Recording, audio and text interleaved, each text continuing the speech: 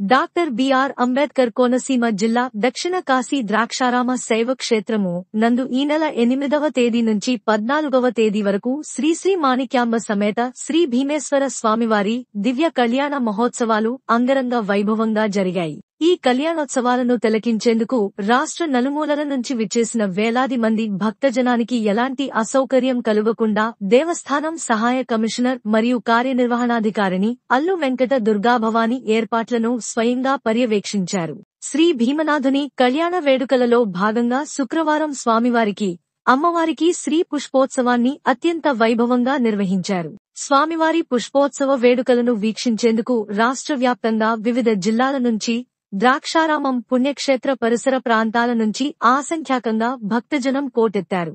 స్వామివారి పుష్పోత్సవాన్ని పురస్కరించుకుని దేవస్థానం వేద పండితులు వేద మంత్రోచ్చరణలతో విశేష పూజాదికాలు, అర్చనలు నిర్వహించారు.